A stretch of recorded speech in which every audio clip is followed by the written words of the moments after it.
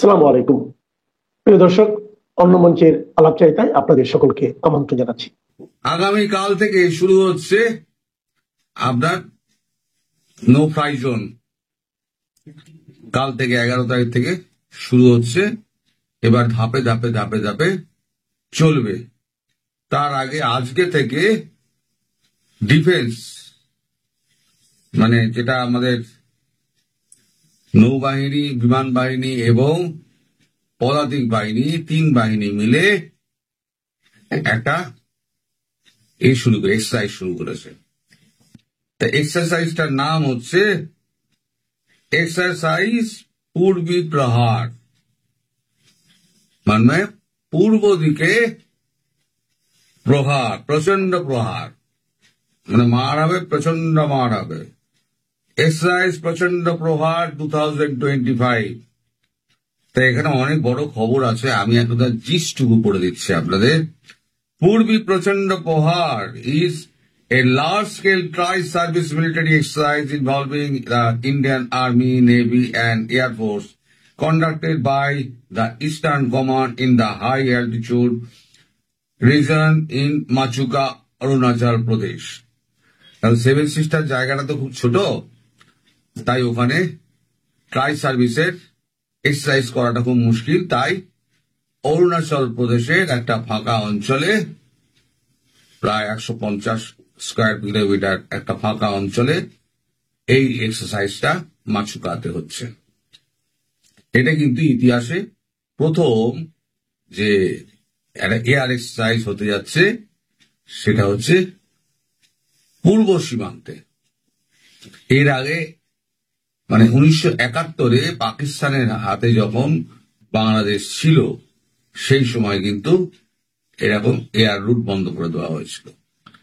তারপর আর এই এতগুলো বছরের মধ্যে কখনো কিন্তু এই অবস্থার মধ্যে আসেনি। আজ যখন এয়ার রুট বন্ধের সঙ্গে সঙ্গে, নো ফ্লাই জোনের সঙ্গে সঙ্গে পূর্বী প্রচন্ড প্রহার, মানে এই যে নামটা করণ হয়েছে প্রচন্ড প্রহার, অর্থাৎ ব্যাপক ঠ্যাঙানি হবে। প্রচন্ড প্রহার নামে এক্সারসাইজটা শুরু হয়েছে।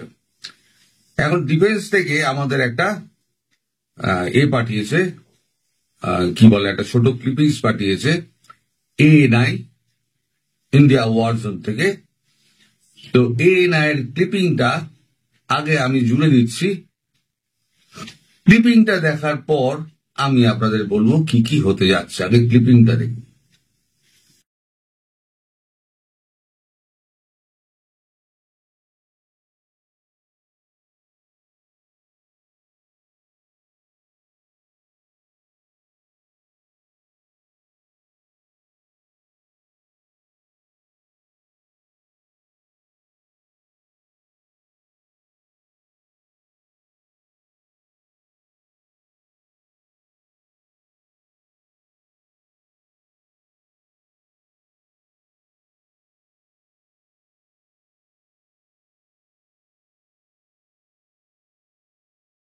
এই যে ক্লিপিংটা আপনারা দেখলেন, এই ক্লিপিংটাতে আপনারা হয়তো খুব লক্ষ্য করেননি, ছোট 46 সেকেন্ডের ক্লিপিং তো লক্ষ্য করেননি, ওখানে নেভিও রয়েছে। তার মানে এদিক দিয়ে নেভি যাবে, ওপর দিক দিয়ে বিমান যাবে, আর স্থলপথে সেনা। 3 জনের কম্বাইন অ্যাটাক কি করে সামলাবেন? পাকিস্তানে যখন অ্যাটাক করা হয়েছিল না, পাকিস্তানের যত নৌবাহিনী ছিল সব কিন্তু ওই করাচি বন্দর ছেড়ে পালিয়ে এসে আপনাদের ওই আমাদের পাকিস্তানের যে গোয়াদারে এনে লুকিয়ে দিয়েছিল।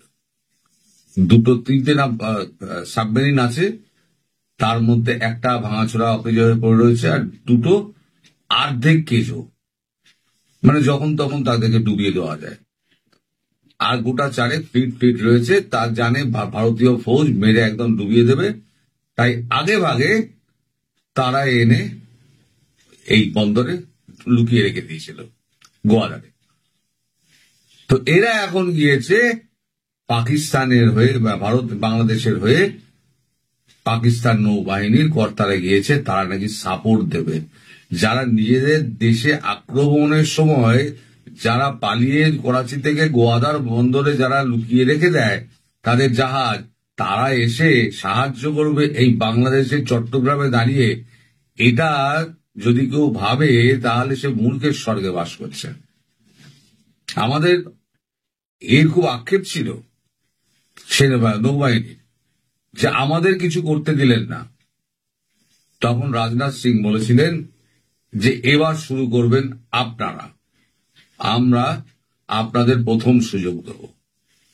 হয়তো সেই সুযোগ হয়তো পাকিস্তানের দিক দিয়ে নৌবাহিনী পেতে পারে, অথবা বাংলাদেশের দিক দিয়ে পেতে পারে।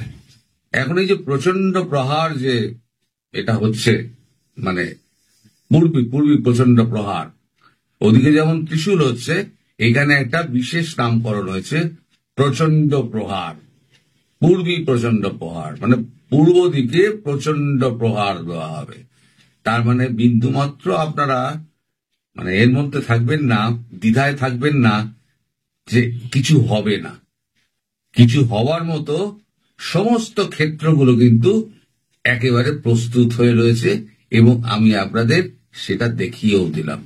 এই ভিডিওটা দেখানোর জন্যই কিন্তু আমি আজকে পুরনো ফোনটায় করছি। হয়তো ছবি টবি একটু ঝাপসা হতে পারে, আওয়াজটা কম হতে পারে, কিন্তু এগুলো আপনাদের দেখানোর দরকার। আমি যদি এরকম ভাবে দেখিয়ে দিতাম তাহলে আপনারা বুঝতেন না।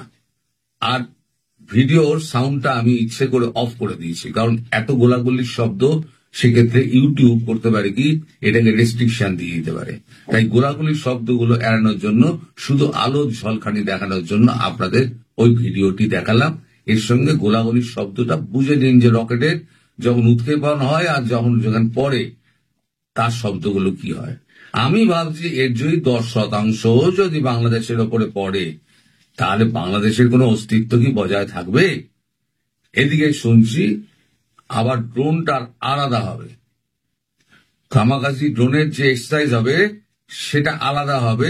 তখন ওই ভিডিও আমি আলাদা করে জুড়ব, যদি ডিফেন্স থেকে ওই ভিডিও প্রকাশ করে ওয়ারজোন মারফত, এশিয়া ওয়ারজোন মারফত। এই যা কিছু ডিফেন্সের সমস্ত কিছু করে এশিয়া ওয়ারজোন এই সেন্টারে দেয়। তো এখন শুনছি তো ম্যাপিং সমস্ত হয়ে গিয়েছে, কোথায় কোথায় মারবে, কিভাবে মারবে। তাই আমি বলি না, এখন শেষ মুহূর্তে এখন রাম নাম করে কি হবে। এখনো বলছে আমরা নির্বাচন করব। নির্বাচন অব্দি এগোতে পারবে? নির্বাচনের আগেই তো সব ভূপাতিত হয়ে যাবে, দেশ ধ্বংসের মুখে চলে যাবে। তাহলে কোথায় নির্বাচন, কিসের নির্বাচন? আর যে দেশের সঙ্গে একবার যুদ্ধ শুরু হয় সেই দেশে ভারতবর্ষ আর ত্রাণ পাঠাবে, খাবার পাঠাবে? কারণ ভারতবর্ষ তখন এমনিতেই তো ভারতবর্ষ শত্রু, অ্যাটাক করলে তো আরো শত্রু হয়ে যাবে। এবার তাহলে আপনাদের খাবার জুটবে কোত্থেকে? আপনারা জলও পাবেন না। কালকে 11 তারিখ, কালকে থেকে কারেন্টও কেটে দিচ্ছে। এবারে আপনারা বুঝতে পারবেন যে আপনাদের অবস্থা কতটা খারাপ। এই যে আপনারা লাফালাফি করেন না মোহাম্মদ ইউনূসকে নিয়ে, যে স্যার আপনি 1000 বছর হায়াত পান, এখন যদিও আর দেখা যায় না, কিন্তু মোহাম্মদ ইউনূসের সাপোর্টার কিন্তু প্রচুর রয়েছে, আর ভারত বিরোধীও প্রচুর রয়েছে। এই ভারত বিরোধী আর মোহাম্মদ ইউনূসের সাপোর্টার আর যত উপদেষ্টা আছে আর কচি কচি সাংসদ যত আছে, তাই তো মুখ চুপসে গেছে। এখন খুব একটা মানে বাক্য টাক্য খুব একটা দেখি না, যে একদম বাক্যের বোমা, কথার বোমা যেগুলো ছোটে, সে কথার বোমা আর দেখতে পাই না। এবার আসল বোমা যখন পড়বে তখন এই কালা পাঁঠা সার্জিস আলম, মাহফুজ যে ট্রেনিং নিয়ে এসেছিল আফগানিস্তান থেকে, কটা বন্দুক নিয়ে বাইরে বেরোয় আর কটা ইন্ডিয়ান সোলজারের সামনাসামনি দাঁড়িয়ে গুলি চালায়, আমি সেটাও দেখে নেব। আসলে আপনারা হচ্ছেন সব এই যে জেহাদি গুলাই, বাংলাদেশিদের বলছি না, এই জেহাদি যেগুলো আছে সব কটা হচ্ছে একেবারে ওই কাগুজে বাঘ। এরা বাইরে থেকে হালুম হুলুম হালুম হুলুম করবে। পাকিস্তানে তবু একটা শক্তি আছে, তাদের পেছনে সন্ত্রাসবাদী আছে, যারা বুকে বোমা বেঁধে যারা ভারতবর্ষে ঢুকে পড়ে, জানে যে আমি কফিনে বন্দী হয়ে আমি মাটির তলায় চলে যাব, আমার দেহ দেশেও ফিরবে না। সে সাহসও আপনাদের নেই, সেই সাহসও আপনাদের নেই যে দেহে আপনি বিস্ফোরক বেঁধে নিজে উড়িয়ে দেবেন, সে সাহসও আপনাদের নেই। ওদের কলিজা আছে, আপনাদের যেটা আছে মুখে বড় বড় কথা আছে, ভারত বিরোধিতা, ভারত বিরোধিতা। এবার ভারত বিরোধিতা যাতে 100 বছরের জন্য চুপ করিয়ে দেওয়া হয় তার ব্যবস্থা করা হচ্ছে। অনেকেই একটা ধোঁয়াশার মধ্যে আছেন এখনো যে ভারত আক্রমণ করবে না, যত কিছুই হোক ভারত আক্রমণ করবে না। কেন? ভারতকে বুকে লালিপাপ দিয়ে বসে থাকবে? আপনারা যা খুশি তাই করে বেড়াবেন। আপনার 7 সিস্টারকে আপনারা জুড়ে, ম্যাপ জুড়ে আপনি অন্য দেশের লোককে আপনারা দিয়ে দেবেন, মানে একেবারে আনুষ্ঠানিকভাবে তার হাতে তুলে দেবেন, আবার দেখিয়ে দেখিয়ে করবেন যে হ্যাঁ এটা দেখাচ্ছে, এটা দেখো আমরা দিচ্ছি। ভারতকে উত্তপ্ত করার যত রকম পথ আছে আপনাদের ডক্টর ইউনূস সব পথ অবলম্বন করে নিয়েছেন। এবার তিনি তার কর্মফল, তার যে পরিণতি, সেই পরিণতি তিনি অপেক্ষা করুন, পরিণতির ফলাফল তিনি অবশ্যই পাবেন। আমার আর বেশি কিছু বলার নেই। আমি বলেছিলাম না, এবার কর গুনুন, সব দেখানো হয়ে গেল আমার। মানে আমি যেটা বলছি সেটা কোনোটাই হচ্ছে মিথ্যে কথা নয়। ভারত কতটা প্রস্তুতি নিচ্ছে রাজনাথ সিং পরিষ্কার বলে দিয়েছেন।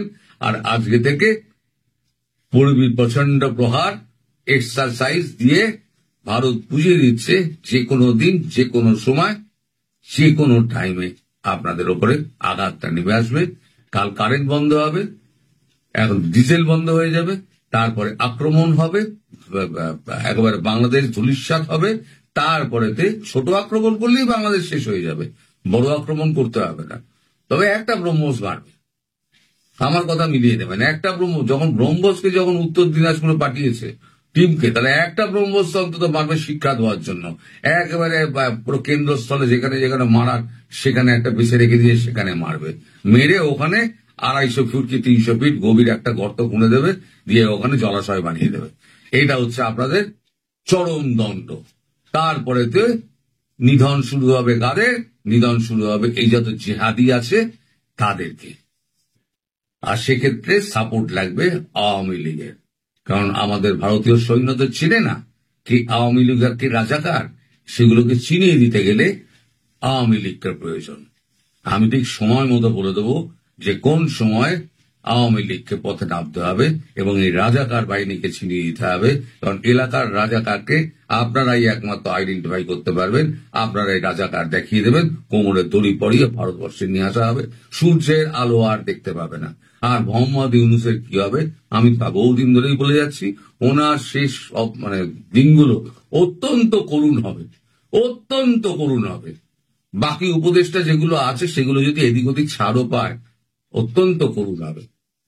এখন ওই আমার ভারতবর্ষের কথা অনুযায়ী আমার যে ভিডিওটা, সেই ভিডিওটা করার পর 2-4 জন করে আস্তে আস্তে জামিন দিতে শুরু করেছে। এটা ভালো কথা, যদি দয়া দাক্ষিণ্যমান, কিন্তু প্রহার তো হবেই। যা আপনারা করেছেন তার জন্য প্রহার আপনাদের প্রাপ্য, প্রহার আপনাদের হবেই। এখন শুধু অপেক্ষা করুন। আমি আর বেশি বড় করব না, এখানেই শেষ করছি। সবাই ভালো থাকবেন, সুস্থ থাকবেন। এই মুহূর্তে আপনাদের সামনে কথা বলতে এসে ইউনূস দিল্লি মুখোমুখি, এই প্রসঙ্গটা নিয়ে কথা বলবো। আমি বললাম ইউনূস দিল্লি মুখোমুখি, বলতে তো পারতাম ঢাকা দিল্লি মুখোমুখি, কিন্তু না। কে ঢাকা? কার ঢাকা? ঢাকা বাংলাদেশের রাজধানী। বাংলাদেশ ভারত কখনোই মুখোমুখি ছিল না, কিংবা ঢাকা দিল্লি কখনোই মুখোমুখি নয়। বাংলাদেশের বেশিরভাগ মানুষ, আমি বারবার বলেছি, এখনো বলছি, ভারত বাংলাদেশ একটা যৌক্তিক সম্পর্কে বিশ্বাস করে। বাংলাদেশের বেশিরভাগ মানুষ ঢাকা দিল্লি একটা যৌক্তিক সম্পর্কে বিশ্বাস করে। ইউনূস ঢাকার কিছু নয়, ঢাকার কেউ নয়, অবৈধ দখলদার, যার দরুন বাংলাদেশের ক্ষতি যা হয় যাতে, সেই কর্মকাণ্ডগুলো বেশি করে করছে বা করে।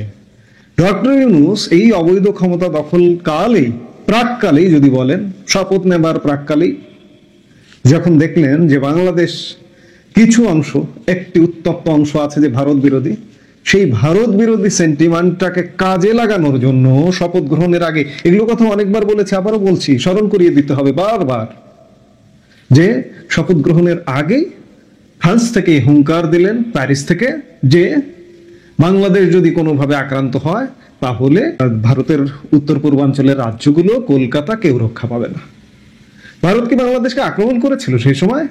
ইউনূস শুধুমাত্র বাংলাদেশি ভারত বিরোধী সেন্টিমেন্টকে কবজা করবার জন্য, ক্ষমতার মসনদকে দীর্ঘস্থায়ী করবার জন্য, নিজেকে জনপ্রিয় হিসেবে আবির্ভূত করবার জন্য ভারত বিরোধী, ভারত বিদ্বেষী মন্তব্য করে ক্ষমতার মসনদে বসেছিলেন। এবং ক্ষমতায় বসার পর থেকে ইউনূসের একের পর এক ভারত বিরোধী তির্যক মন্তব্য, যেমন চীনা বিনিয়োগ টানতে গিয়ে উত্তর পূর্ব ভারতের প্রসঙ্গ টেনেছিলেন, আপনাদের মনে আছে নিশ্চয়ই।